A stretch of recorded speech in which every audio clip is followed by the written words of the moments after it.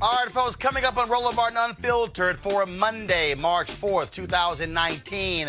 More injustice in regards to police killing unarmed black men in Sacramento. No charges for the cops who shot and killed Stephon Clarke in his grandparents' backyard. Also, no federal civil rights charges for the Oklahoma police officer who shot and killed Terrence Crutcher while he had his hands up. We'll talk to his sister, Dr. Tiffany Crutcher, on the show. Part one of the HBO documentary charging Michael Jackson with being a pedophile is pissing off the Jackson family. They are upset and they plan to sue HBO. We'll talk to Michael's nephew, Taj Jackson, live from the UK. Former Attorney General Eric Holder says he is not running for president. Bernie Sanders is running for president, but as a Democrat, but he also filed to run as a senator as an independent. He stopped by the Breakfast Club to share his thoughts on his black agenda. I was in Selma this weekend for the 54th commemoration of Bloody Sunday, and we captured some great folks talking about various issues, including Reverend William Barber, Hillary Clinton, Sherlyn Ifill, the NAACP Legal Defense Fund, and Senator Cory Booker. We'll share all of that with you. And the head of the United Negro College Fund, Michael Lomax, is here to tell us which of our folks in Congress are doing right by HBCUs. It's time to bring the funk on Roland Martin Unfiltered. Let's go. He's got it. Whatever the miss, he's on it. Whatever it is, he's got the scoop, the fact, the find. And when it breaks, he's right on time and it's rolling. Best believe he's knowing. Putting it down from sports to news to politics. With entertainment just for kicks, he's rolling. It's on go, y'all. It's Roland Martin, yeah. Rolling with Roland now. He's funky, he's fresh, he's real, the best, you know he's Roland Martin now.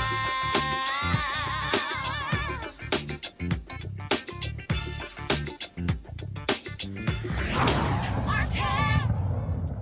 All right, folks, it was about a year ago when two Sacramento police officers shot and killed Stephon Clarke in his grandparents' backyard. Well, on Friday, the Sacramento County DA, Anne Marie Schubert, announced that officers Terrence Mercado and Jared Robinette acted within the law when they shot and killed 22-year-old Clarke 7 times. The killing has sparked days of protests in Sacramento, including one that blocked fans out of a Sacramento basketball game. This decision brought on 2 days of protest over the weekend and shut down a shopping mall. An independent autopsy concluded Clarke was shot from behind, but the state's autopsy concluded he was shot from the front. The officers said Clarke was coming towards them with what they thought was a gun. In fact, it was a cell phone. His family has filed a $20 million lawsuit alleging the officers used racial profiling and excessive force. Clarke's brother, Stephon Clarke, 25, has filed paperwork to raise money to run for the mayor of Sacramento in 2020. Now, this weekend, we also found out that Terrence Crutcher, the former cop who shot and killed him in Tulsa, Oklahoma, she will not be facing any federal charges by the Department of Justice. Well, he's got his hands up there for her now.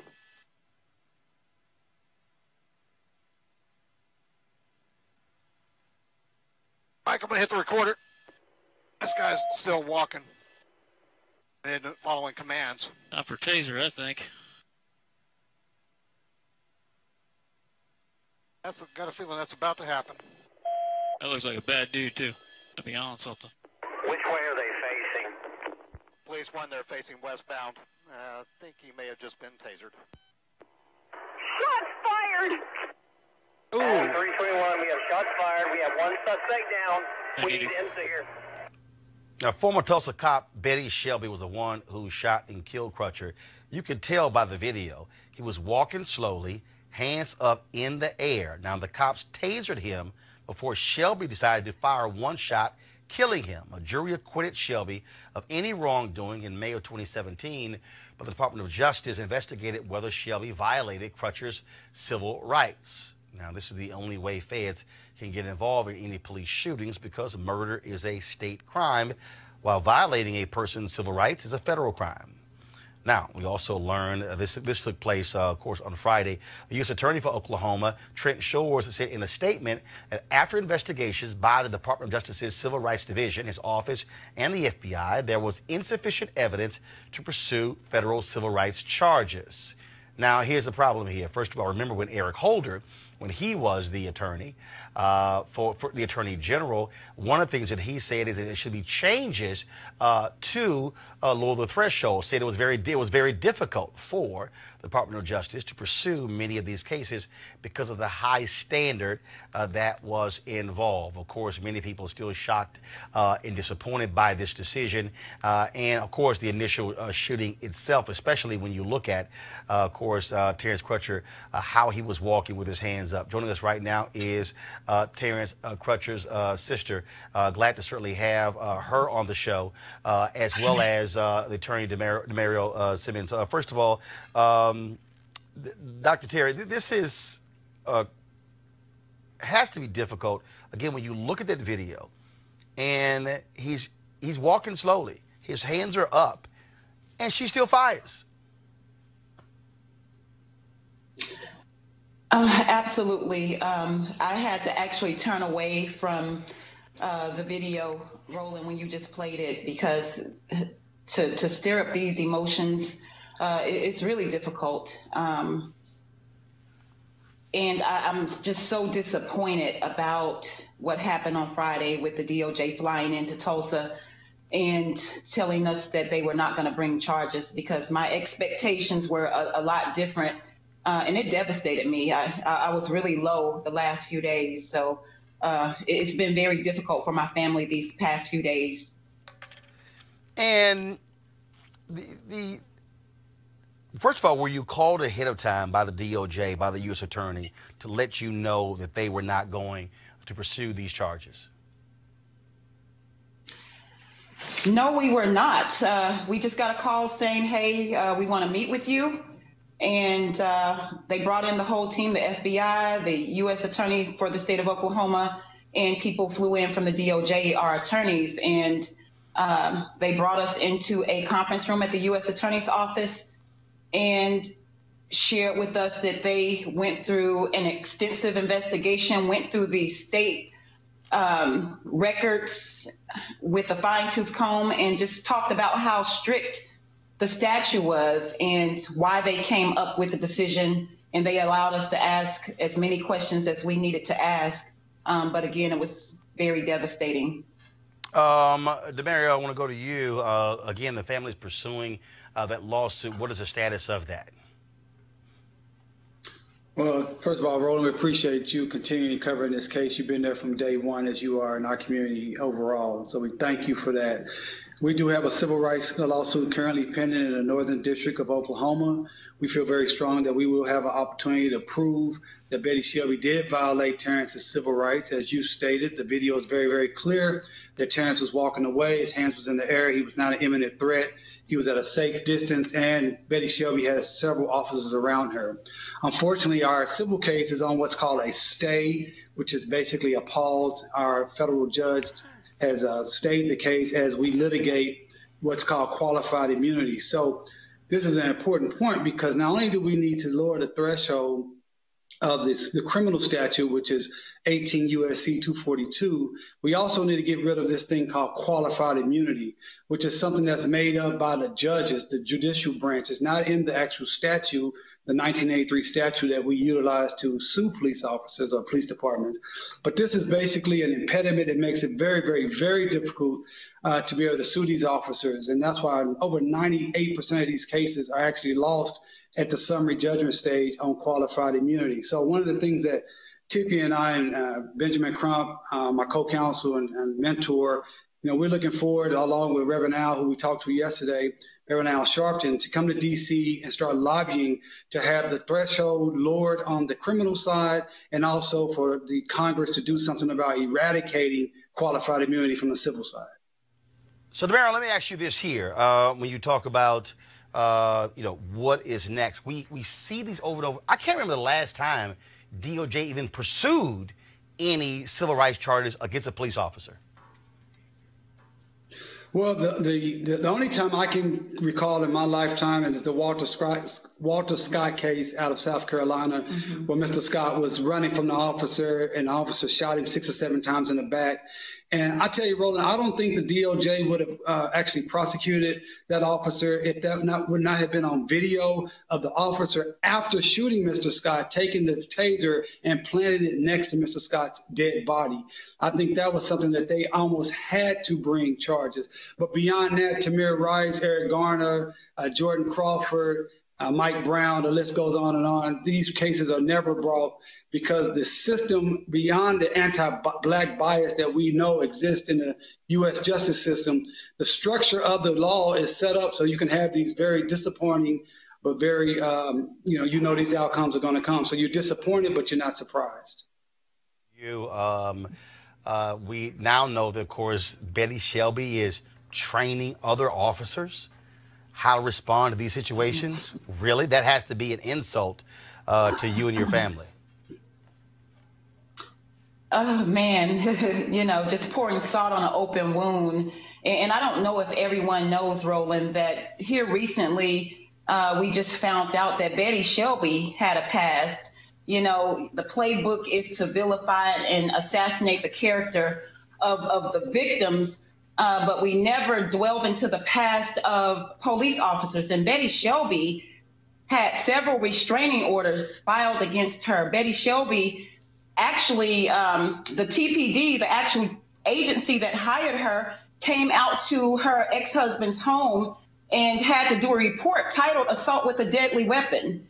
Yet they hired her anyway. She should have never had a gun. Her own children took her to court for child abuse. But this lady was hired by TPD, and they unleashed this killer cop onto our community. But that was never brought up in the criminal trial, and they're saying nothing about it. But it's another shot fired, and it's devastated to know if she didn't slide through the cracks, my brother might be alive today. She has a history of violence. And Roland, this is what's really scary to individuals like Betty Shelby. There are so many of them across this country out here patrolling our neighborhoods in particular who should never be police officers. And then when you see an individual like Betty Shelby is able to get a job and work in law enforcement again, when she's shown that she does not have the capacity, the temperament, or the skill set to be an officer, to have the power of our government to arrest people, to search people, and unfortunately, as in this case, to shoot and kill people, it is a very scary thought to know that those officers like Betty Shelby are still in our community. And can I just jump in and say this?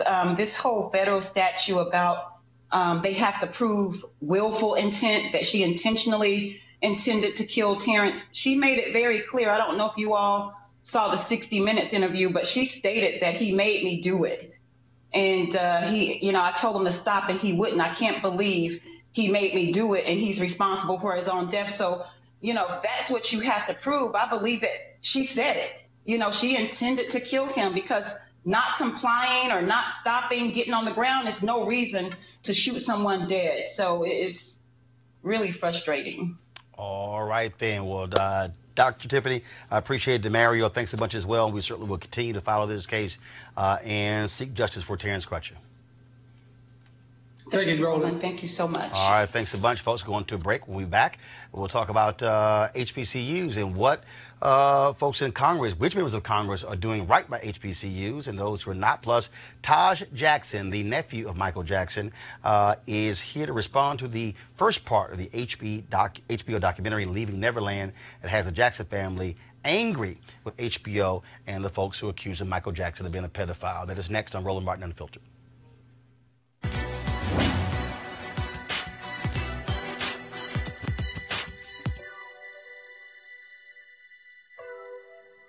No one can figure out your worth but you.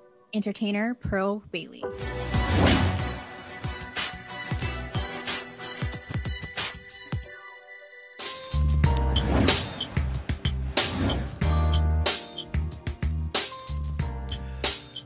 All right, folks, our hashtag HBCU Giving Day School of the Day is Wiley College, located in Marshall, Texas.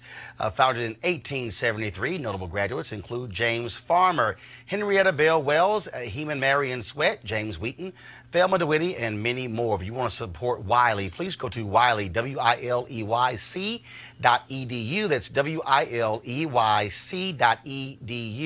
And especially all you Wiley College graduates, because remember, one of the issues that we have is that HBCU graduates are frankly not giving enough to their schools, so we certainly want you to do that. And if there's another school that you want to support, please do so by giving and supporting our HBCUs. All right, folks, calling all HBCU alumni, students, and leaders. Enter the Ford Motor Company HBCU Mobility Challenge and win $25,000 for your school. Building on their long-term support of HBCUs, Ford is looking to improve mobility in HBCU communities through innovative solutions. The winning program will receive a grant up to $25,000 to implement their proposal. Now, the deadline to apply is March 31st, 2019. That means y'all got 24 days to apply. Go to fgb.life, fgb.life for more information and to apply.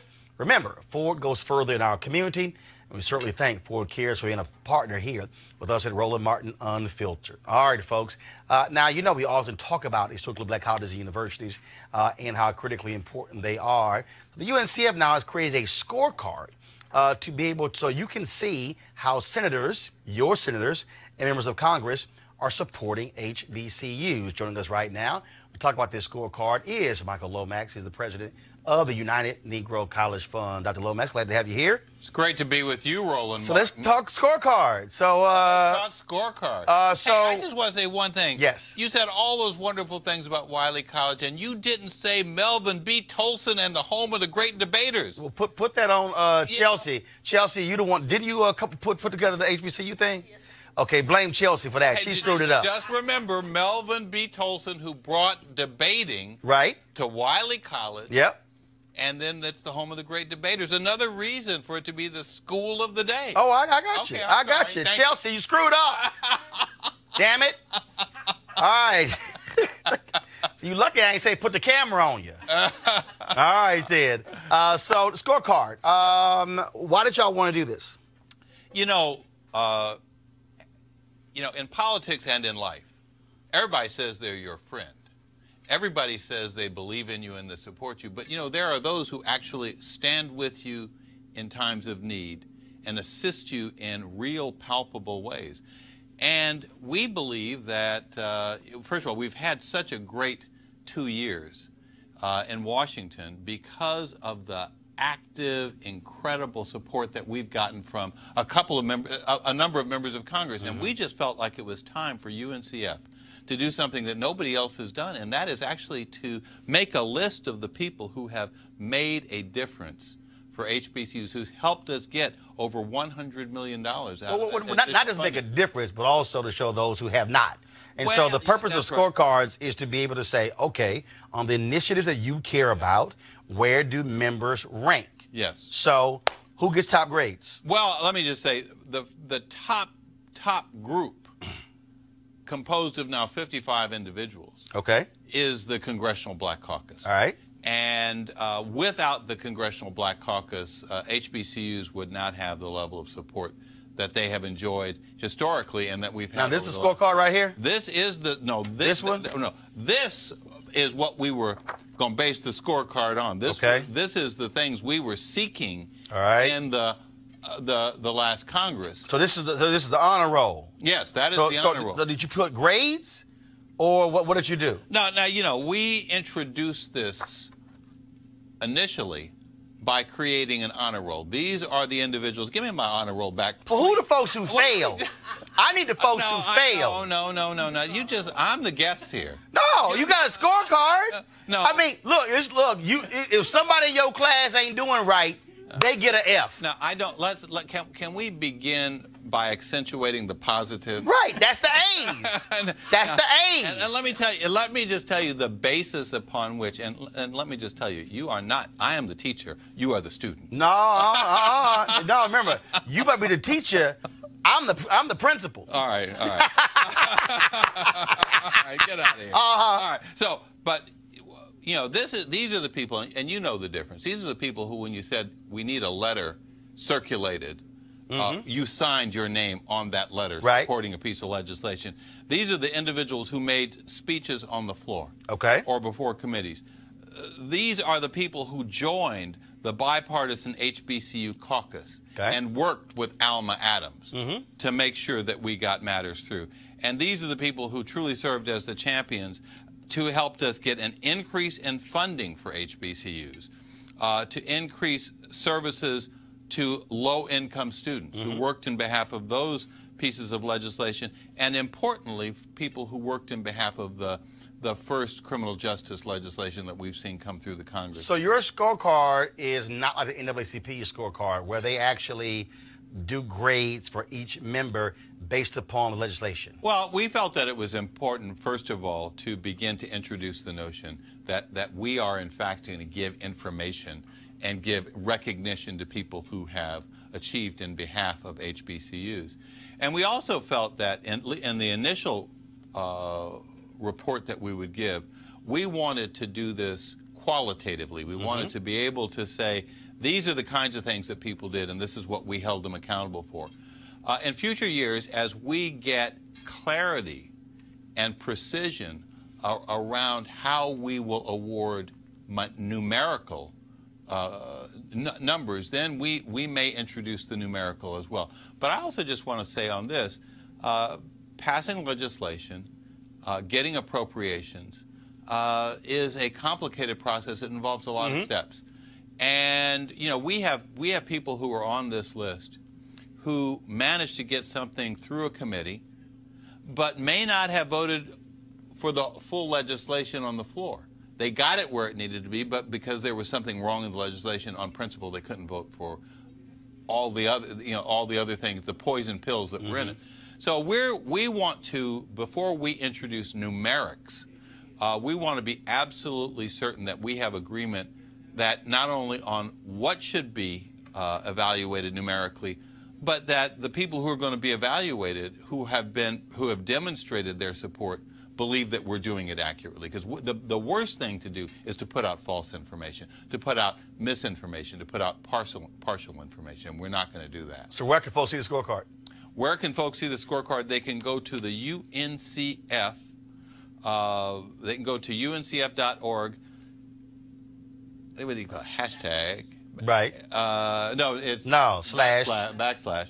HBCU scorecard. You go to that, and you will not only see the individual names, you'll see the photographs of the members.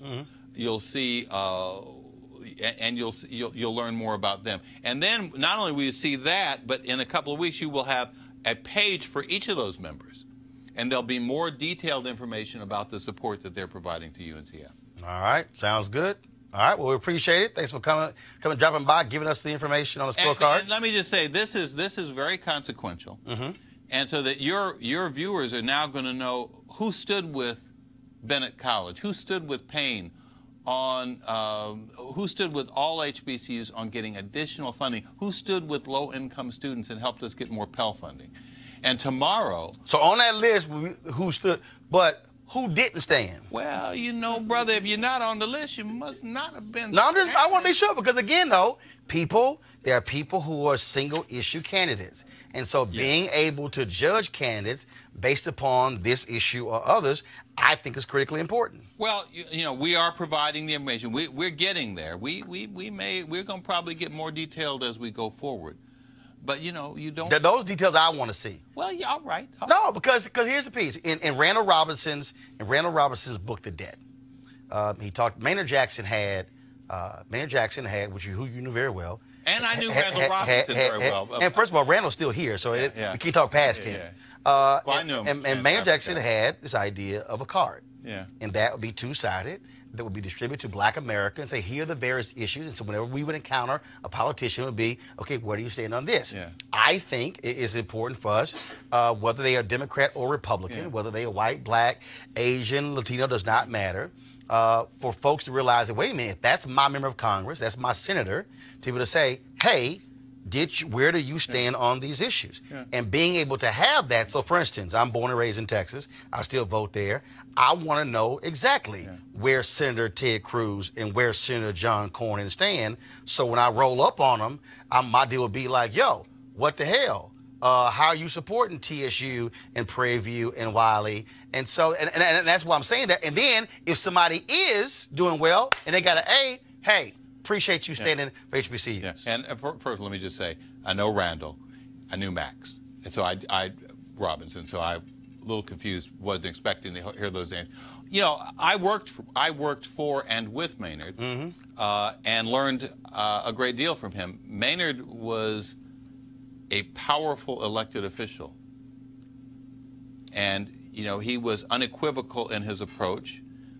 We are a nonprofit, nonpartisan 501c3, so we are going to be quite careful that everything that we do is within the bounds of the nonprofit. So, but you can still be a 501c3 and say, here's a bill, who supported and who didn't. That's just a fact. That's not. All right. Well, that's not partisan. I understand that the perfect may on occasion be the enemy of the good. I think that our honor roll is a very good first step on telling the story and putting on paper who are the people who are supporting HBCUs. And it's going to be, I hope, a clarion call to all members of Congress that they have an opportunity to be on the HBCU honor roll next year. And those who not on that list need to be jacked up. See, he wants an NRA type list. Yeah. He wants to see the F. No. I want to, no. I go back to in early 2000s when the NAACP did their scorecards. Yeah. When they go to their convention, they would announce their scorecards for the automotive industry, for the hotel industry. And I remember that there were people in the hotel industry who said, yo, we had a C last year. We want to be in the A's and B's. Just remember, we're talking now not about industries. We're talking about elected officials. Yes, the folks who we vote for. And I also recall that there was one occasion when there were challenges to, and people raising issues about whether the NAACP had gone outside of its nonprofit status. We're not going to put ours at risk. Well, they didn't. They didn't, but they took a lot of grief. You know. Yeah, but you know, sometimes you got to call some folk out in order to get their attention. We're going to let you be our media leader. That's why I want the grades. And I'm going to be our nonprofit fundraising. I want to know. You can do all the fundraising you want to. All the friends he can make. I'm trying to get you more money. All right. So I want to know who got F's, who got D's, and who got C's, so we can call them out to move them to the A's and B's. Well, I move them, my brother. But I got to know who got F's first. And so I need to see that scorecard, who got an F. So this is the first one. That's nice. Honor roll. Yeah. That's great. But just like when you go to school, they put the honor roll people on the wall. They say all this sort of stuff. But in the classroom, they're like, your ass got an F. And so you ain't trying to be in the F category because you don't want to get left behind. And so now you look at your classmates in the 5th grade and you back in the 4th grade. Yeah, I know. Well, you know, I will say this. I've just never, I have known Roland Martin for these many years, and I have never met his goals entirely, but I'm working toward it. That's right. Just like Maya Angelou said, she says, I will never call myself a Christian because I'm constantly aspiring to get to that point. And so my point is, if they ain't supporting HBCUs, we got to call them out. Just like I'm calling North Carolina out, and I'm talking to you, Tillis and Barr as well, how they split North Carolina A&T into 3 congressional districts. How are you going to split the largest HBCU on campus into 3 districts because they scared that voting power of those students in North Carolina A&T? So I'm just saying. That's just a fact. You're just saying. Just a fact. Just a fact. All right, Doc. All right, brother. I want to see them F's and them D's. All right. We appreciate it, y'all. Check out the UNCF scorecard. And don't forget to support your favorite UNCF school and HBCU, because some of them are also public as well. And also PBIs like Chicago State. So it's all about getting our kids educated. Amen to that. All right. Thanks a bunch, Doc. Thank you. All right, folks. Now let's talk about, of course, last night, a lot of people were tuned in to HBO for the first part of the 2-part series, docu-series focusing on Michael Jackson, allegations of pedophilia. Man, social media was up in an uproar last night. They got mad with me even asking a question, are y'all going to watch? Here is clips from the docuseries. Everybody wanted to meet Michael or be with Michael. And then he likes you. I was 7 years old. Michael asked, do you and the family want to come to Neverland? We drive in and forget about all your problems. You were in Neverland. It was a fantasy. The days were filled with magical childhood adventure experiences.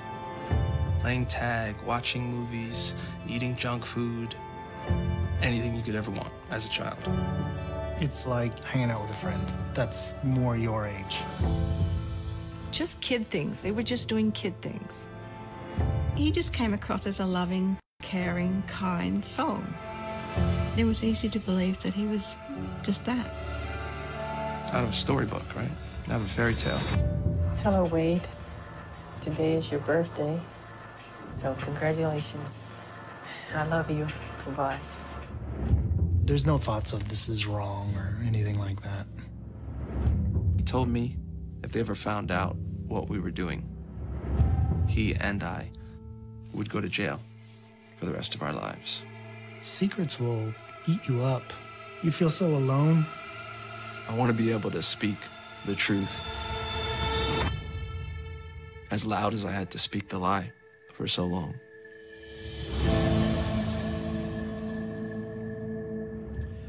All right, folks, part 2 premieres tonight with Oprah Winfrey sitting down with the accusers and the filmmaker Dan Reed immediately after to discuss how this has impacted their lives. She's even getting lots of criticism for saying it's time to essentially cancel Michael Jackson. Joining us right now is Taj Jackson. Taj is the nephew of Michael Jackson, also the son of Tito Jackson. So Taj, you're in the UK right now. Certainly welcome to Roland Martin Unfiltered.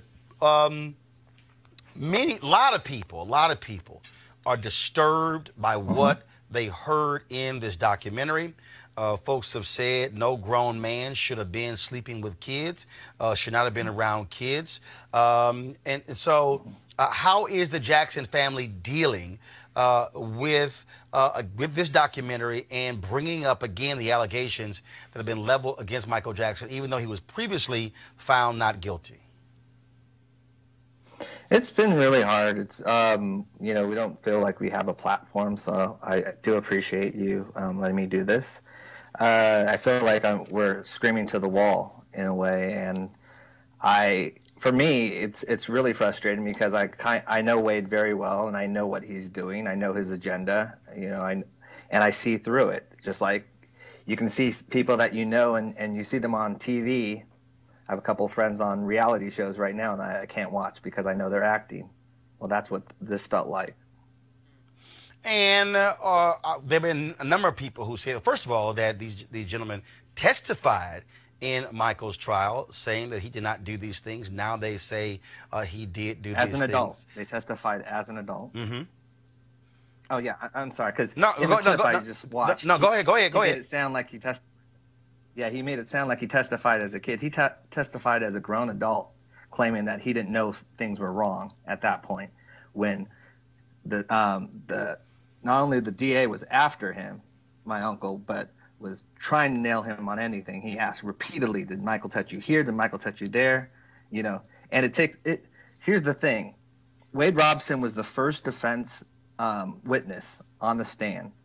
Do you think if my uncle molested him for 7 years, he'd put him on the stand as his first witness? I mean, that's the dumbest thing you could possibly do in front of all those sheriffs and all those people. So you're saying place he could be. You're saying Wade was a witness for Michael Jackson and not the prosecution? He was the first defense witness, the very first defense witness. Through all the cross-examination, he was very firm and very, very truthful. Now, because he got kicked out of Cirque du Soleil, he wanted to be the head choreographer for MJ1. He was praising him all the way up to that point. You can watch any clips from YouTube and whatever. The reason why we're mad is because it's a timeline thing. he's up there praising him. He's dancing behind Janet Jackson at the VMAs, talking about how inspirational Michael Jackson was. But then all of a sudden he doesn't get the MJ1 job, and then he starts writing a book about sexual abuse. So, that's not me saying that. That's fact. And he secretly writes it. No publisher would publish it. So then he tries to sue the estate under seal, and they say, no, we're not suing. You can't do that. And so he has to come public with it. So that's why we feel backstabbed, because I really honestly feel that if he would have got that MJ1 job, we would not be here. You also, of course, have HBO saying that they were not going to acquiesce to the Jackson family. The Southern Christian Leadership Conference, they sent a letter to HBCU blasting them for their decision as well. President Charles Steele also highly criticized them. Other people have said that this documentary is unfair because it is extremely one-sided. Were any members of the Jackson family given an opportunity to respond to the filmmakers? No, and the director even said that. He said that would have interfered with his storytelling. He didn't even give Brett Barnes, who's mentioned in the movie, his name's smeared in the movie because it's implied that he replaced one of them as one of the kids. And Brett's a private citizen in Australia. He's actually looking into legal recourse right now. He sent a demand letter to both HBO and the production company, and they basically gave him the middle finger. So, that's what's not being reported, and so we're getting frustrated because there's an agenda in the media to make this. First of all, Michael Jackson. When Michael Jackson's name comes up, it sells. But when Michael Jackson's names come up with child molestation, it sells even better because negativity sells. And so when you look at this conversation that Oprah is going to have later with the two individuals and the filmmaker, also the stories in the magazine, has anyone from the family reached out to her to say, oh, what are you doing? That's I think the hard thing about it. We were dealing with this as a family, and then you hear stories of how she's on David Geffen's boat watching this on her birthday. And it's really, Oprah was one of the first interviews when my uncle passed that my grandma and the kids allowed. Mm-hmm. And she didn't give us that same respect, and that's what's so frustrating. When you have a one-sided documentary, at least you can get the other side. And she didn't even want to do that. And me, I'm a sexual abuse victim myself, not from my uncle, but from another uncle on my mom's side. And so I have a great perspective. I've reached out to people, and no one wants to hear it. So it's very frustrating. What is next? Obviously, the family, I believe, filed a $100 million lawsuit against these filmmakers. What do you do now? Because obviously, your uncle Michael is dead. He can't defend himself. Yeah. You have the estate there as well. And so it really is left to his surviving family members to carry his torch and defend his name and honor. Yeah. Yeah, definitely. I just wanted to say one thing. The family's not filing suit. We actually have no legal recourse. Okay. You can't defame the dead. You can't slander the dead. You can't libel the dead. It's the Jackson estate, which is my uncle's kids. So we don't get anything. We don't get anything out of anything. I'm just protecting my uncle's name because I know who he was, and so that because I saw a couple articles that misrepresented that, and I think that's been going around, in that way, and so I wanted to kind of stop that now. Family's not getting anything out of this.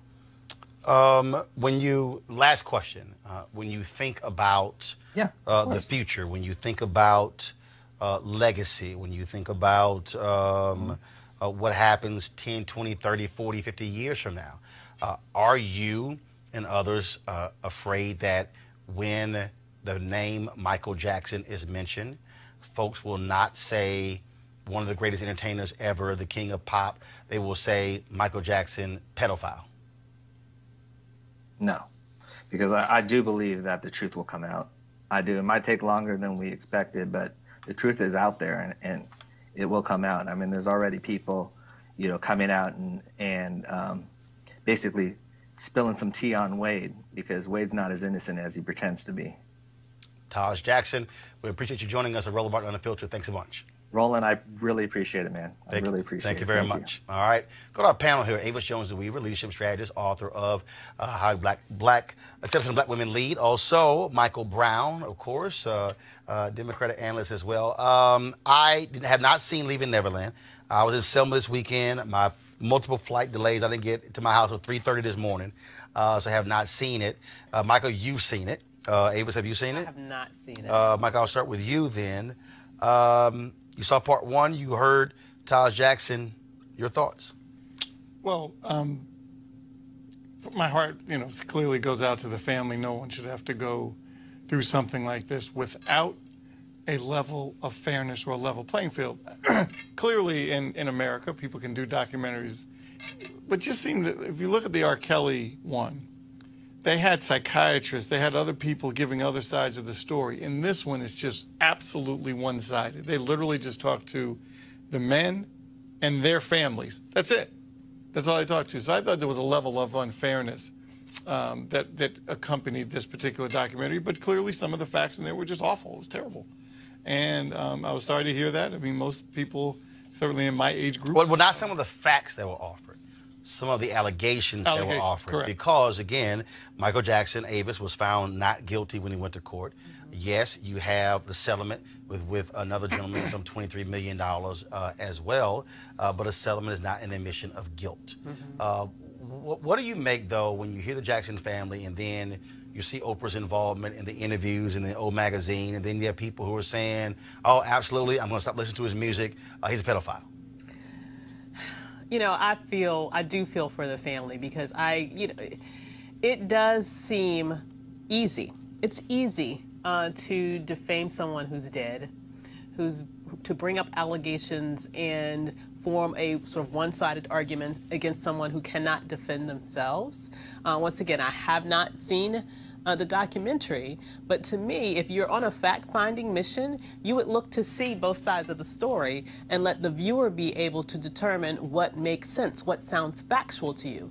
If, on the other hand, you are presenting information only in a one-sided way, that to me suggests that there is an agenda there. And particularly with what we just learned in terms of what may be some sort of motivations behind a sort of change in attitude around this issue following employment problems or not getting a key job. Maybe that's some sort of motivation. I don't know, but it is sort of disturbing to me that there was not any care, it sounds like, putting into creating a more well-rounded presentation so that we could have some more confidence that we are really finding out facts rather than watching some sort of specific character assassination. I want to go to Eugene Craig, who's joining us via Skype, Republican Strategies. Eugene, you've seen both parts of the documentary. I want to get your initial take on what you saw. Yeah, I wasted 4 hours of my life watching both of those, both parts of it. It's a completely one-sided documentary. It has the likeness of a 4-hour smear ad campaign, essentially. I don't understand how you can go on a fact-finding mission or be concerned about telling a story and not tell complete parts of the story. One thing that's been consistent in every single legitimate or story with legitimate allegations of child molestation when it comes to celebrities is that there's always a defector from the camp. They had not one person from the Jackson camp that could verify that some of these things happened.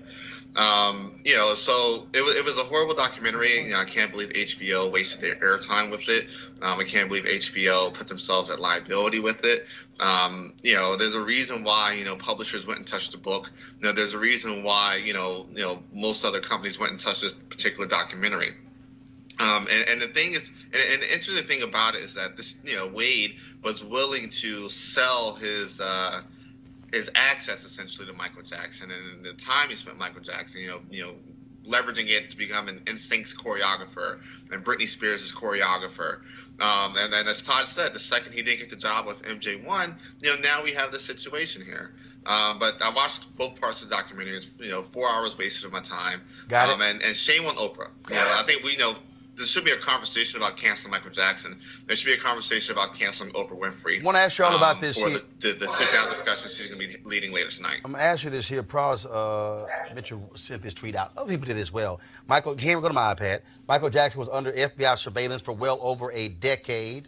You don't see it. I don't understand why, but I'll try to replug it up. How about now? Do you see it? Okay, I'll just go ahead and read it. I'm not sure why it's not showing up. Okay. Michael Jackson was under FBI surveillance for well over a decade. They found nothing to substantiate claims of child abuse.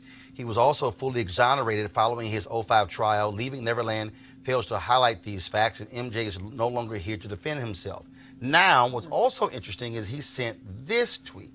He said, last month, Elvis Presley received an all-star tribute to his life and career on NBC, all while his history of drugging and sleeping with underage girls was well known. Avis, your thoughts on those two? Especially the Elvis one. Well, once again. You know how white folks feel about Elvis? Lord have mercy, for real. Don't do nothing about Elvis. Don't say nothing bad about Elvis. I'm not surprised, and that's true. I mean, when he met his wife, she was, what, 14 or 13? Something? So, yeah, we know about that. And they don't care. They're very selective when it comes to those types of things. But I did not know about this, decade-long FBI surveillance. I mean, to me, that is a very important fact. That's a key fact that suggests that if there was anything, because we all remember that time. We remember that time when there was a lot of pressure on Michael Jackson. If he was under FBI surveillance, trust and believe, if there was something there to be found, they would have moved on it. It's my belief. Michael? And it would have leaked. Yeah. And that was the first I've heard that. I didn't even know. What year was that, Roland? When was that? That was, first of all, in 2009, the FBI released their Michael Jackson FBI file. Wow. Folks, if you actually go to actually, let me pull it up right here. Here we go to my iPad. If you go to vault.fbi.gov,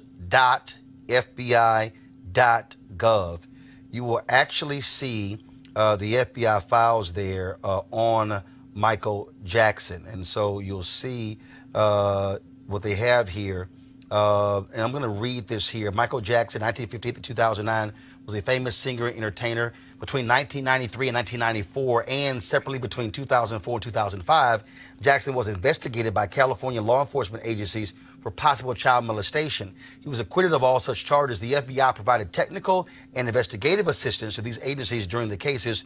The Bureau also investigated threats made against Mr. Jackson and others by an individual who was later in prison for these crimes. These investigations occurred between 1992 and 2005. So folks, when they say 10 years, they clearly they're talking about the threats, but they were involved in the previous terms of those two cases.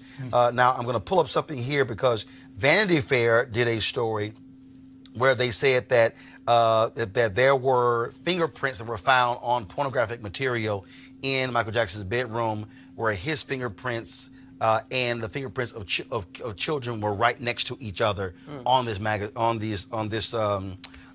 magazines. Michael, then Eugene. Well, and then back to that second tweet related to Elvis. Yeah, absolutely. All the rumors and fact about him dating and marrying underage girls and taking them across state line, but also about all the music from African Americans that he stole.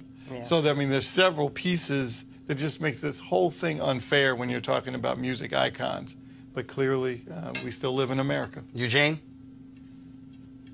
Yeah, the thing is this, right? Part of the investigations with threats made about Michael Jackson was him having to allow the FBI to some degree into his life. Also, let me say this here. Also, the documents, where I'm talking about Radar Online, they have absolutely horrible credibility on anything that they report. They get more stuff wrong than I've ever seen in my life. Eugene, go ahead. And so the thing is this, right? So you have two FBI investigations, and particularly with this particular case, you have a gentleman who, I think, if we're having discussions about law enforcement, he should be, if he's going in this documentary and saying that he, essentially perjured himself not once but twice, bring perjury charges up, send him to jail, send him to jail. Let him get in the stand and say, yeah, I perjured myself, and then present evidence to support that. But the thing is this, Oprah should be shaming herself for giving these two a platform, because the issue is this. The documentary by itself is illegitimate. Got it. Her lending her name to the story starts to legitimize it. All right, then. All right, well, Leaving Neverland Part 2 airs tonight, and so we'll see what the fallout is going to be tomorrow. Let's talk a little politics. Former Attorney General Eric Holder announced today he is not running for president, but in an opinion piece published in the Washington Post, he wrote that he would focus on stopping the gerrymandering that disenfranchises certain citizens and added, quote, "We must restore the core of our democracy and protect voting rights. There's nothing more fundamental to the well-being of our nation than the right to cast a ballot in fair elections, free from foreign interference." The Republican Party has used voter ID laws, gerrymandering, and purging of the voters' rolls to undermine that right while doing nothing to protect our electoral system from another foreign attack. We must reconstruct the Voting Rights Act to ensure that every American has a full and equal say in our democracy.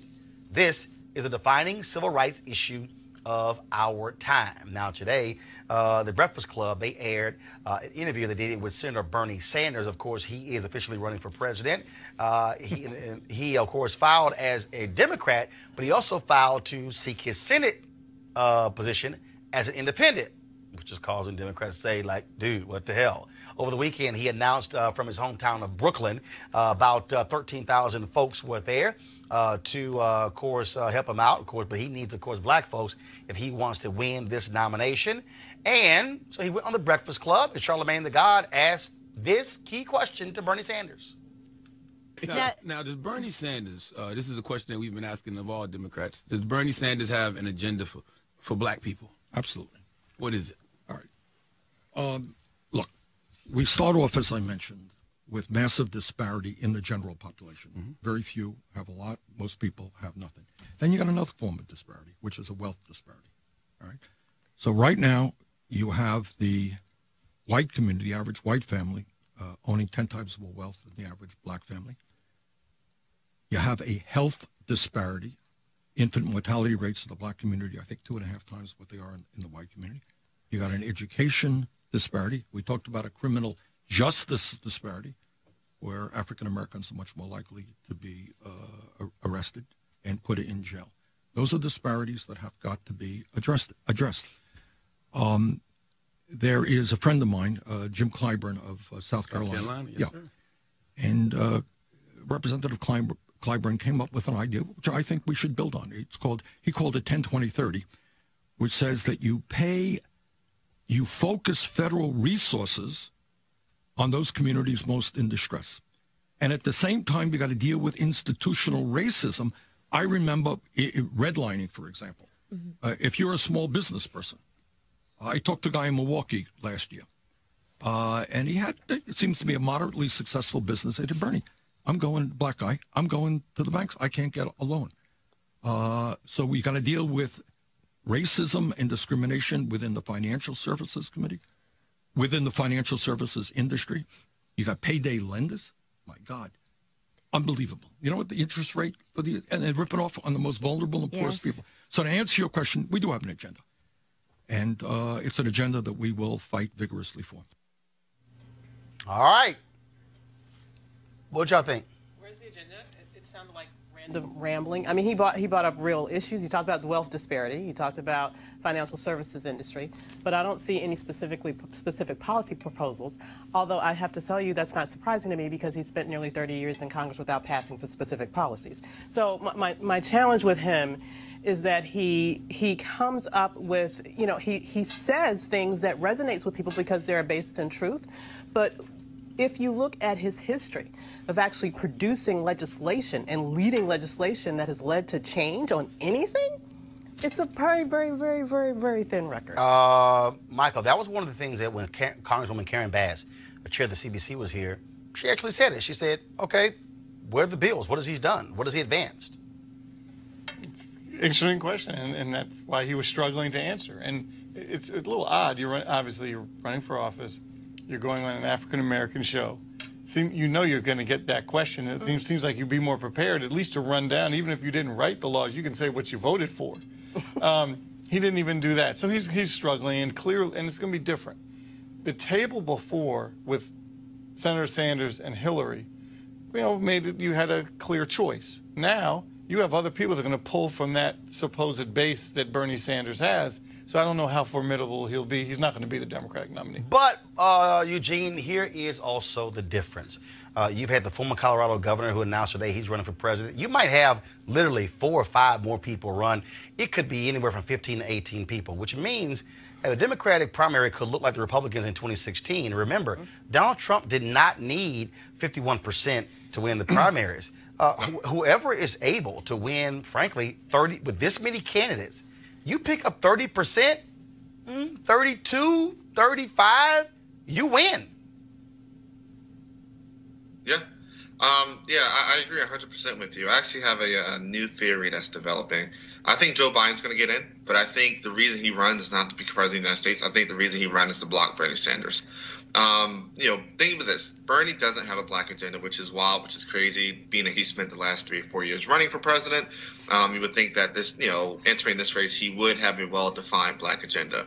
And I also don't think it's a coincidence that he's filed for re-election. He also expects that he's not going to be the Democrat nominee and probably will be forced to drop out eventually, and will have to turn around and run for re-election.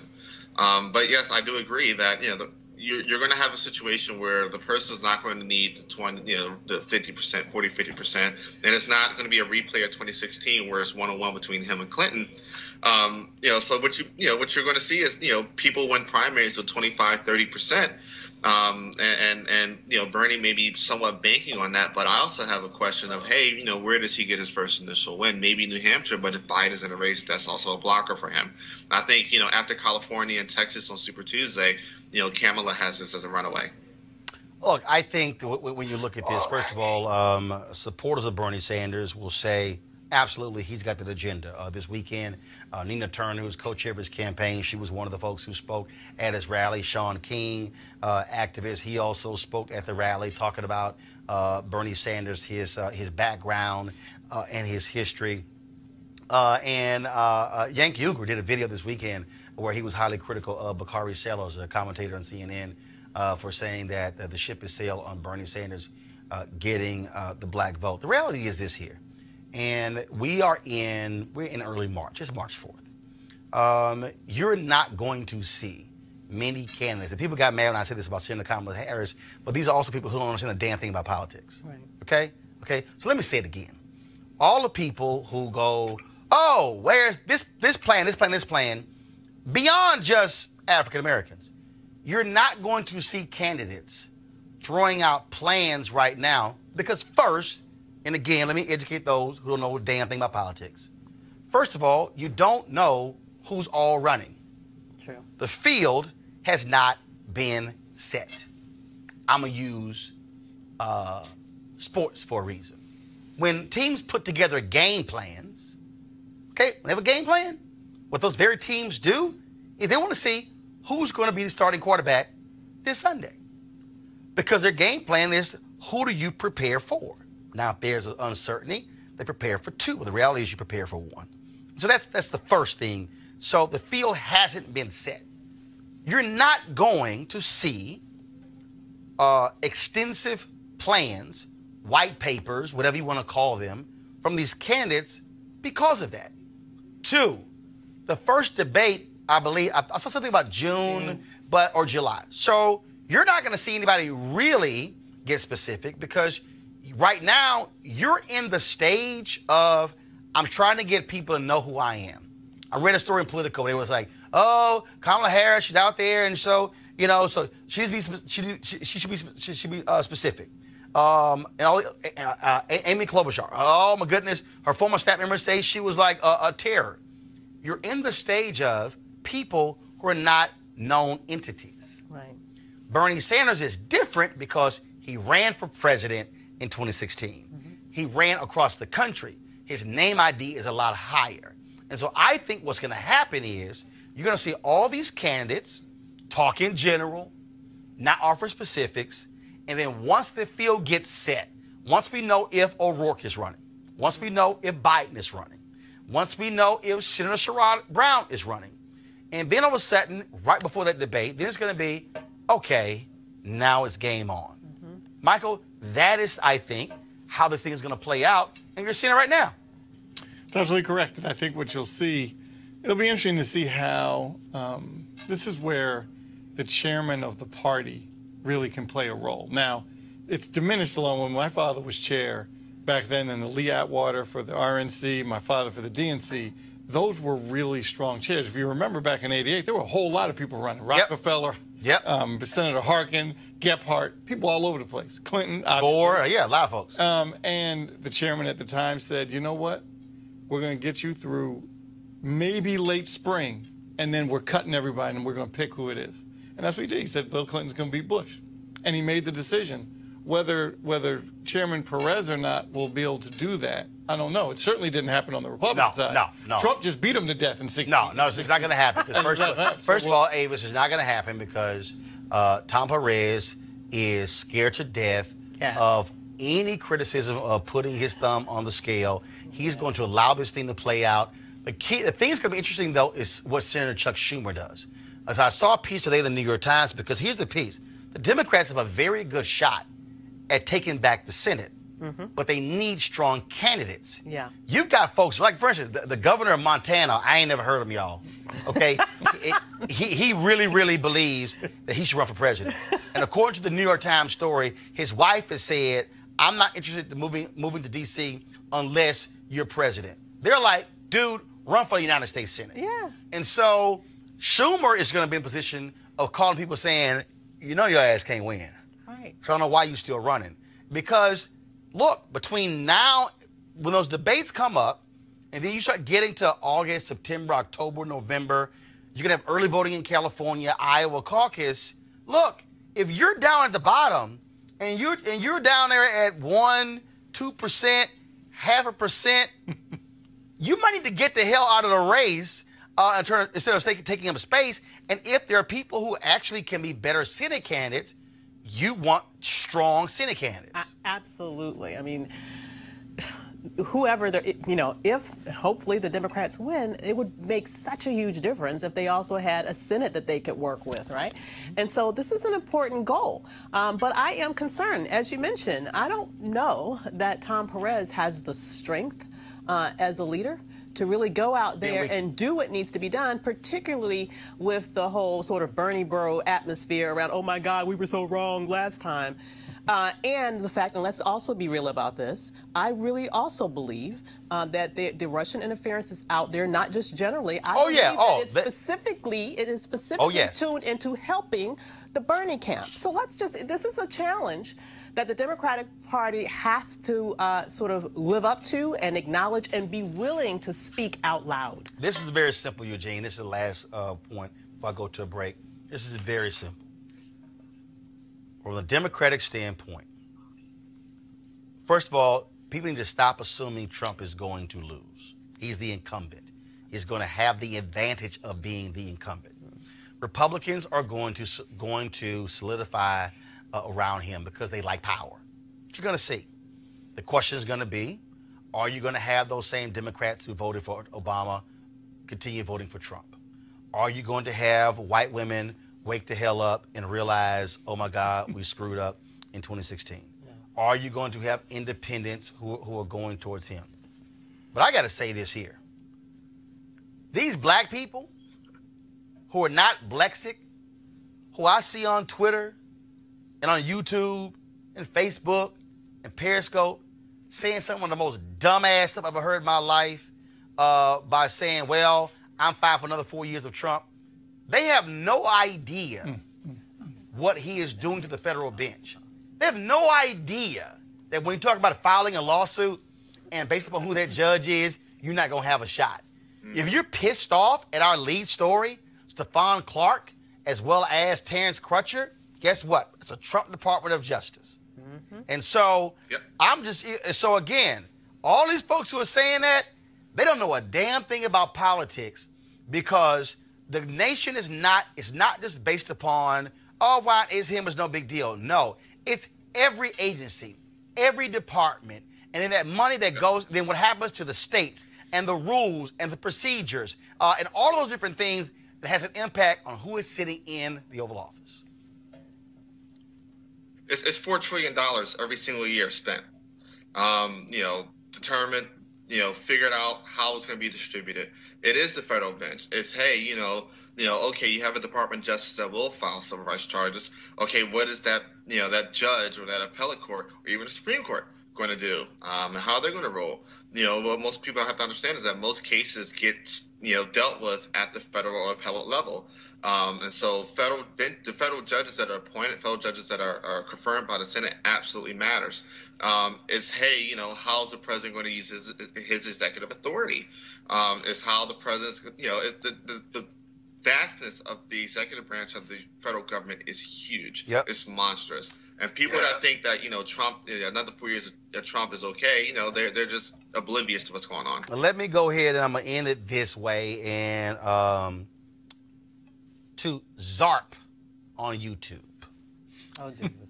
Here we go. The lecture. I'm not fine with another 4 years of Trump, but we can walk and chew gum at the same time. No, it's not a damn lecture.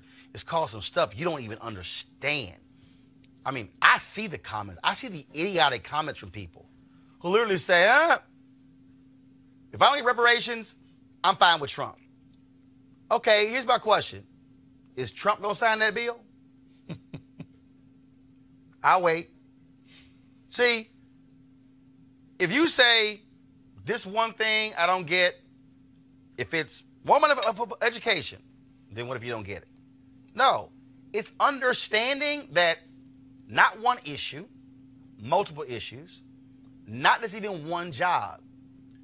It's not even just the appointing of the federal judges. You got to understand, Republicans are railroading folks through. It is literally a track meet. Because I need y'all to understand this. And when I play these clips from Selma, y'all gonna understand this. Do you understand that after Brown... See, let me just go ahead for all y'all out here who don't know history. See, I wasn't really trying to go here. I was really trying to go to this break so I could read this ad. But I need y'all to understand something. There were two Brown versus Board of Education rulings. Brown 1 was 1954. Brown 2 was 1955. What you also don't understand, and it was the federal courts that was the lower courts that was left to figure out Brown versus Board of Education. These are facts. Do you understand that law was created as a result of Brown versus Board of Education? Injunctions did not exist. That was a creation of the federal bench because you had folks in those southern states who they would have a ruling in a court in the morning, and some legislatures would pass a new law in the afternoon. And they would go back to court the next morning to get an injunction against that law. It happened in Louisiana, in Mississippi, in Virginia, in South Carolina, happened all those places. And what I'm trying to lay out to you is it was the federal bench, the federal judges who were making those rulings, who were saying, Mississippi, you can't do this. Alabama, you can't do this. Georgia, you can't do this. And so for all y'all sitting here who are saying, it's no big deal, they are putting people on the federal bench. They put on one woman who is 35 years old, 11 years out of law school. They are putting people, one dude had never in his life, I need y'all to hear me, Donald Trump, aided by Senator Mitch McConnell, put a dude on a federal bench who had never in his life filed a legal motion. I ain't a lawyer. I ain't never filed a legal motion. I got as much experience as that fool. And some of y'all are saying, yeah, okay, that's fine. No. Do the math. We're 24 years away. I told y'all, we're 24 years away from America being a nation that is majority people of color, 2043. That judge who was 35 Do y'all know how old she gonna be in 2043? 59. Most federal judges serve today in their 70s and 80s. So let me do the math for y'all. If that one woman who's 35, if she's going to be 59 by 2043, let's say she stays on the bench until she is 80, which is, look at Ruth Bader Ginsburg. Okay? Look at Ruth Bader Ginsburg. Numbers don't lie. That means that this one woman will be a federal judge until the year 2064. Jesus. That means that when America becomes a nation, majority people of color, she will serve, if she serves till she's 80, she might live longer. She will be serving another generation, another 21 years. And some of y'all are fine with that. Now, I know some people out there going, Roland, you saying vote Democratic. Actually, no, I'm not. I'm saying don't vote for his ass. When I'm saying don't sit the hell at home and let him get reelected. I want y'all to go listen to Reverend Jackson's 1984 speech at the Democratic National Convention. I want y'all to go listen to Reverend Jackson's speech at the 1988 Democratic National Convention and listen to him talk about leadership. Listen to him talk about moral authority. Listen to him talk about character and why that matters.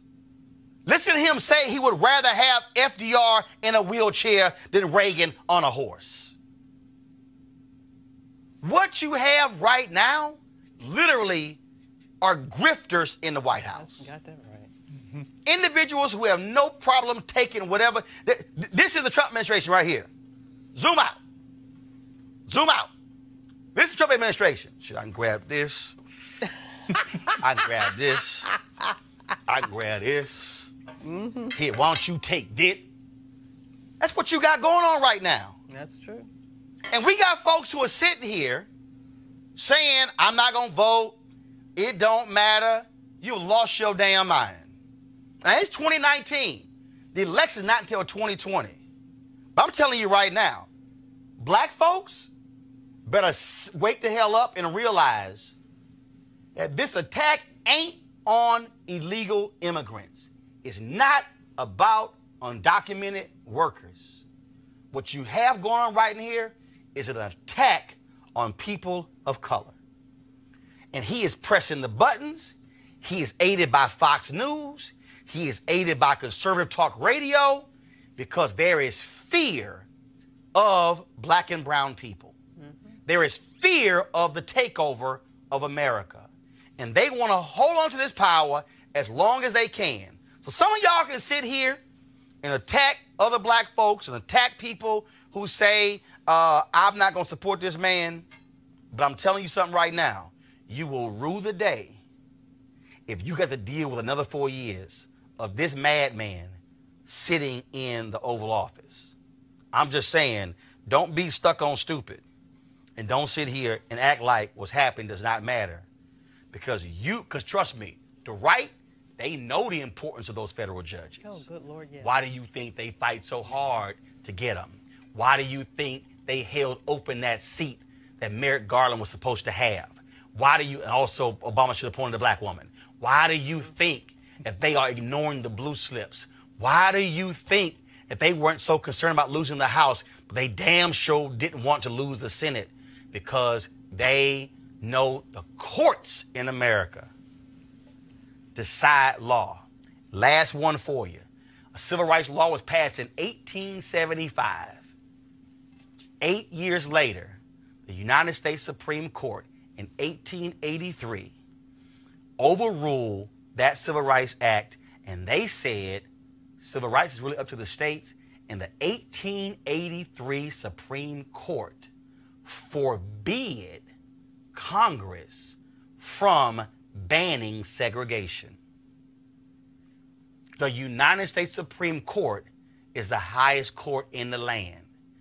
Don't think for a second Republicans don't want to use it as a weapon to take their views and their values and make it law in America, not for the next 4 years, not for the next 10 years, but literally for the next 100 years. Don't get it twisted. Going to a break. We'll be back in a moment. Hey fam, I want you to like, share, and subscribe to our YouTube channel, youtube.com/Roland S. Martin. And don't forget to turn on your notifications. All right, folks, beginning of the year, of course, I participated in the Dherbs full body cleanse, and of course, it was about losing some weight. It's about getting healthier. I got to get my golf game because, see, I got to take more of Michael's money. And so for a lot of us, we lose weight for various reasons. We want to feel better. We want to look better. But at the end of the day, it also comes down to your health. Dherbs full body cleanse is a way for you to do that, a way for you to actually cleanse your body, remove the toxic stuff, all the bad stuff that you've been eating. It's about, again, basically restarting and also changing yourself mentally in terms of how you approach eating the foods that you want to eat, whether it's fresh fruits and whether it's vegetables, whether it's water, things along those lines. And so we want you to participate in that if you want to, and we appreciate them being a partner with us. And so you can go to Dherbs.com, and that is you can try the full body cleanse. They have 27 different cleanses. So I did the 20-day cleanse. I previously did the 10-day cleanse, and so you can try the different ones. You can go to Dherbs.com, use the promo code Roland to get a discount when you check out. You can also, though, call 866-4-DHERBS, 866-4-DHERBS. Now, it's been 5 or 6 weeks since I finished it, but how it changed my thinking in terms of what I ate, when I ate, and how I ate also is critically important. So go to Dherbs.com or call 866-4-DHERBS. Don't forget to use the promo code Roland if you want to get that discount. And so again, we thank Dherbs for being a partner of the show, and also this is a black-owned company. Remember that, okay? Brother who started this, CEO, he's a brother. And so we also want to support black-owned businesses. All right, folks, this weekend we were Roland Martin on the Filter. We were in Selma for the 54th annual Selma Jubilee, which commemorates Bloody Sunday. There were all kinds of events taking place, various workshops, also the Poor People's Campaign. They had a town hall on Friday. They had the Freedom Flame Awards taking place Saturday night. And then, of course, the service at Brown Chapel AME that took place on Sunday, where Senator Cory Booker was the keynote speaker. The prayer breakfast was that morning. They honored former Secretary of State Hillary Clinton. Then there was a march across the Edmund Pettus Bridge. And so we were there for all of that. This we're about to show is a recap of that. If you want to see all the coverage, go to our YouTube channel. We live stream the entire weekend, so we want you to go check it out. So go to youtube.com/Roland Martin. Here's the recap, though, of what took place in Selma this weekend. He said, the whole history of the anti-slavery movement is studied with proof that all measures devised and executed with a view to allow and diminish the anti-slavery agitation has only served to increase, intensify, and embolden that agitation. I want to just suggest at the end of this that all that's going on, Trump and his lies about voting and all in these states and the voter suppression, maybe this season we're in might be the last link in the necessary chain of events, Lord have mercy, to lead to the kind of coalition and resistance in this moment for the overthrow of the full system of racism. Because the truth of the matter is, every time there has been an attempt to stop justice, there's always been a people that instead of stopping them, it emboldened them. It emboldened them. It emboldened them and increased their agitation.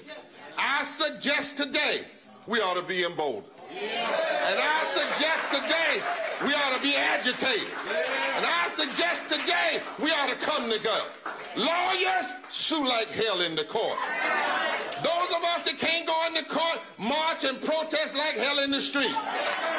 Push our legislators and our congressmen. For this might be the moment that was necessary to wake us up again. I also need you to vote in every election. Every election. What has happened is we have allowed our system of voting and our thinking about what our responsibility is to be hijacked by the presidential election. Now, the presidential election, if you don't know how important it is by now, I can't even help you, because what we are living through right now is evidence that the presidential election is critical and important, and you have no excuse for not participating in the primary and in the general election. We have lots of candidates running on one side, one candidate running on the other side. Let's hear the policies. Let's not put this into personalities. Let's hear the policies. Let's hear the vision they have for our country. That's what we want. And you got to vote in that election. But here's the news. Elections in this country do not happen every 4 years. Elections happen every year. There are elections this year wherever you live. There are municipal elections coming up in the city of Montgomery, Alabama.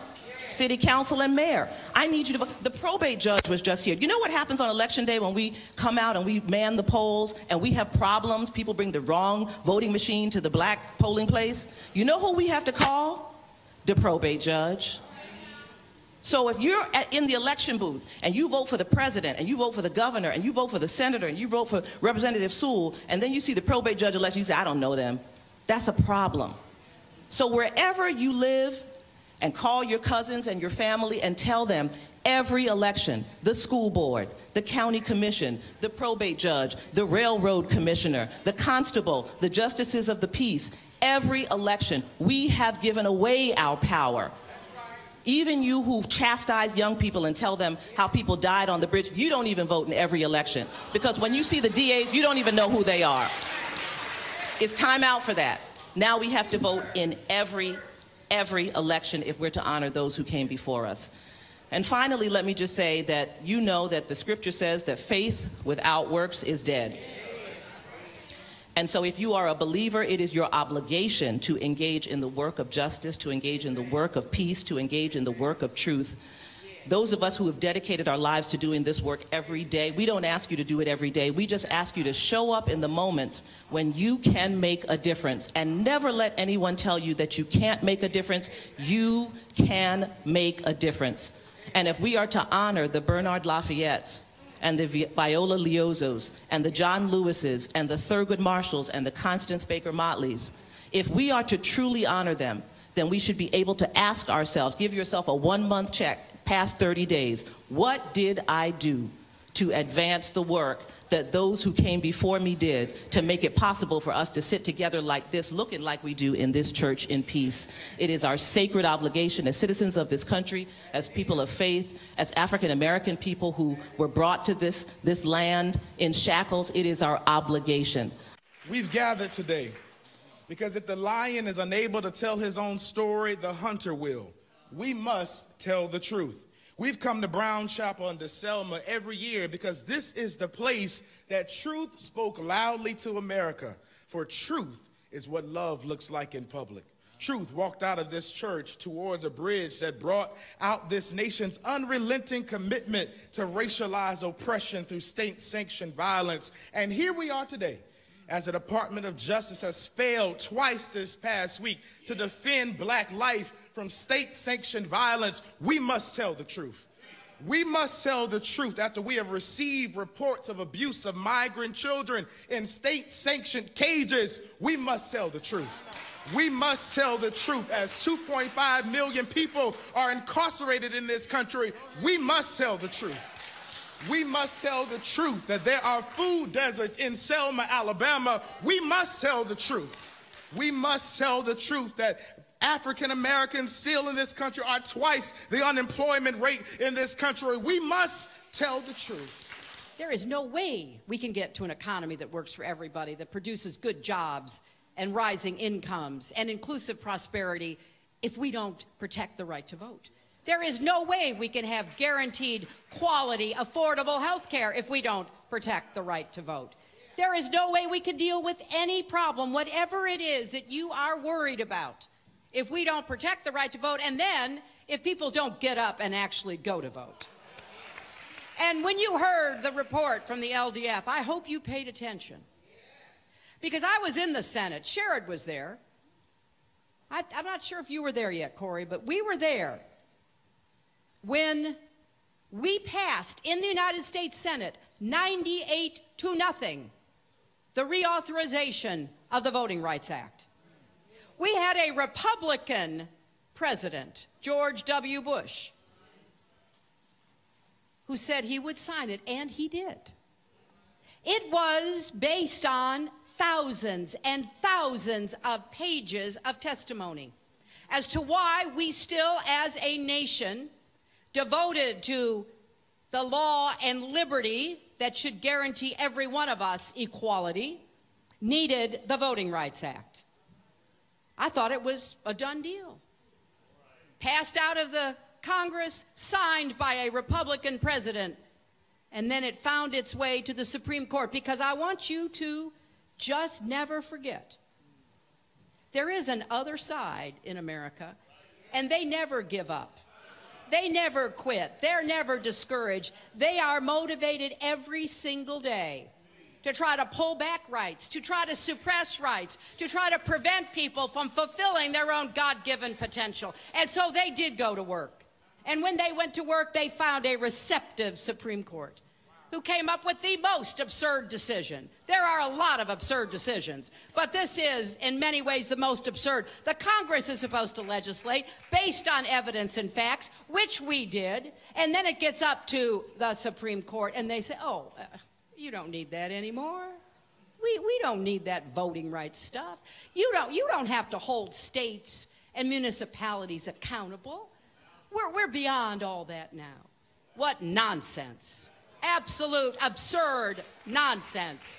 And what was the result? They gutted the Voting Rights Act. I was the first person who ran for president without the protection of the Voting Rights Act, and I will tell you, it makes a really big difference. Give a special nod to the Reverend Jesse Jackson, not just because he's Reverend clergy, but because he's the first person I ever voted for.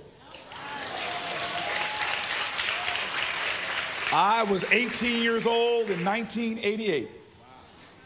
Football player at Stanford University, and I cast my first vote of my life for the man to my left, and I want to thank him for being a trailblazer in my life. I want to remind you that this church gathered in this sanctuary at a time that they were making it illegal for black folk to gather together.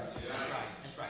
And even though it was illegal, on the day of the march, folk gathered here together, understanding that when 2 or 3 are gathered together in his name, he is in the midst. But it was 600 that came together that knew that in that unity is strength. That in the midst of raging hate, you can still form a sanctuary of love, that you can still form a beloved community. They gathered as a testimony that the true definition of hope is not allowing despair to ever have the last word.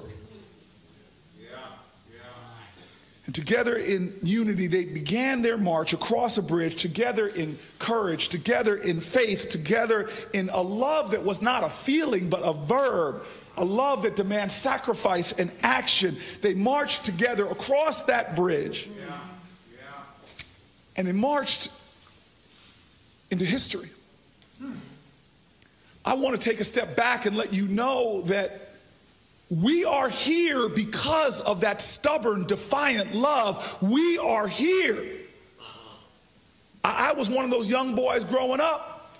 My parents got upset walking around like I had somehow earned the privileges of my time. My dad is like, boy, don't you walk around this house like you hit a triple.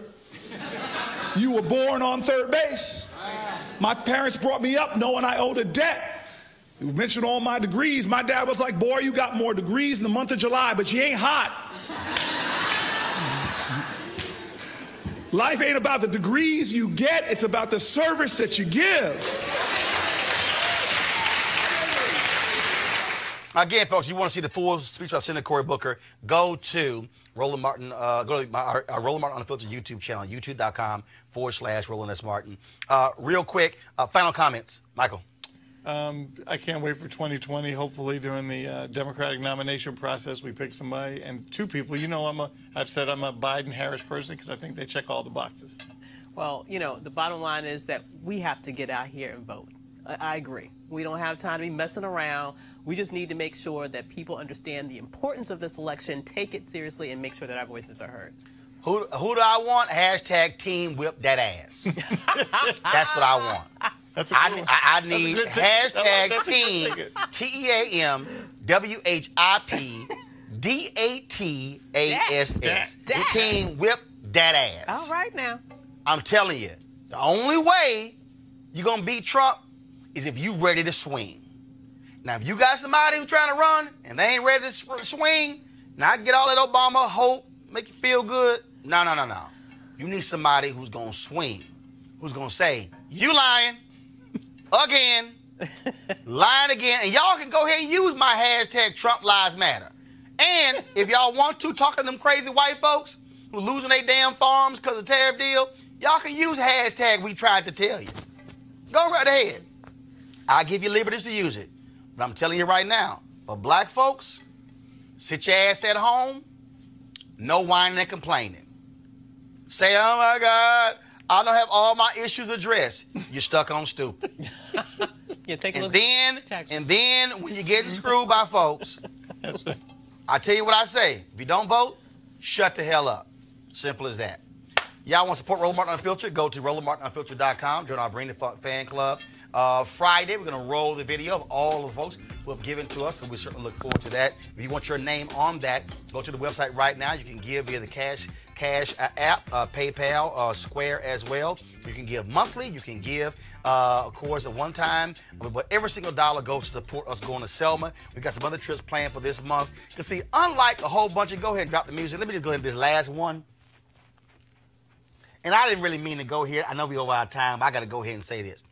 It's a whole bunch of sorry-ass people who call themselves new black media, who all they do is sit behind a damn camera and behind a desk, and you ain't never seen them at any black events. Let me just go ahead and say that, okay? See, I don't just stand behind this table. I actually go out and talk to people, actually go to places like Selma, go to Montgomery, go to Birmingham, go where folks are. See, that's what we do on Roland Martin Unfiltered. So the rest of y'all out here who call yourselves new black media, why don't y'all do what old black media did? Get the hell up and go actually talk to black people and not just behind a microphone. Go actually cover something. Bring the cameras where the people are and talk to the people. Because, see, some folks play at this. I chose at 14 to be a journalist. I don't play at this, okay? This is what I committed my life to do. And so that's why we want you to support what we do, because we're about covering our story from our perspective and not just sitting here just chat, don't cover nothing. So for those of you, we want to be able to fund folks to be on the campaign trail, be out there doing interviews with people as well. And so that's what our focus is. So that's how we roll on this show. And if there's some of you out there who didn't like my commentary on this very issue today, I don't really give a damn if you didn't, because you know why? You ain't a real journalist, and I am. Holla. Oh, damn.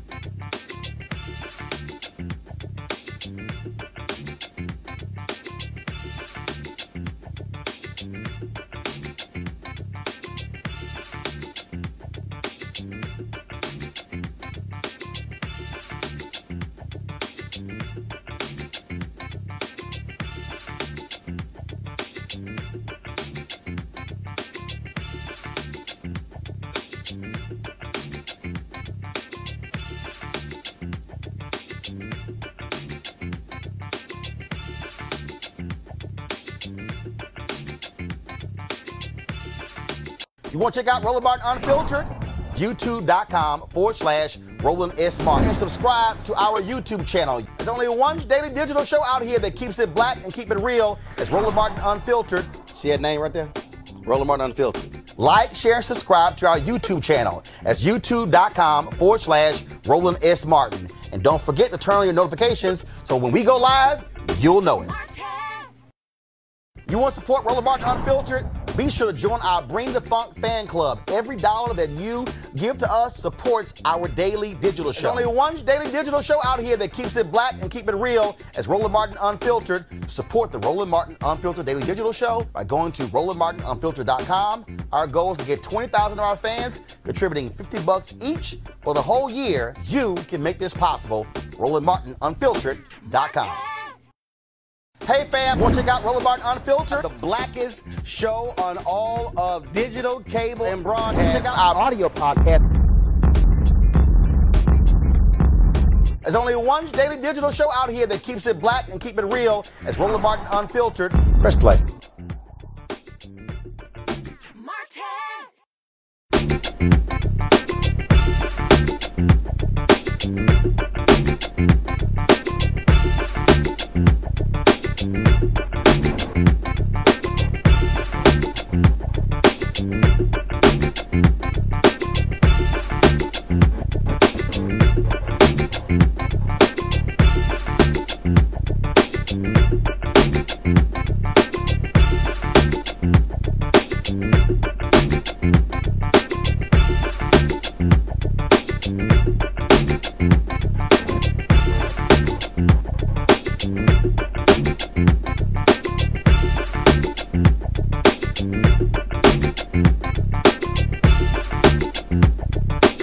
You want to check out Roland Martin Unfiltered? YouTube.com/Roland S. Martin. And subscribe to our YouTube channel. There's only one daily digital show out here that keeps it black and keep it real. It's Roland Martin Unfiltered. See that name right there? Roland Martin Unfiltered. Like, share, and subscribe to our YouTube channel. That's YouTube.com/Roland S. Martin. And don't forget to turn on your notifications so when we go live, you'll know it. Hey fam, want to check out Roland Martin Unfiltered, the blackest show on all of digital, cable, and broadcast. Check out our audio podcast. There's only one daily digital show out here that keeps it black and keep it real. As Roland Martin Unfiltered. Press play.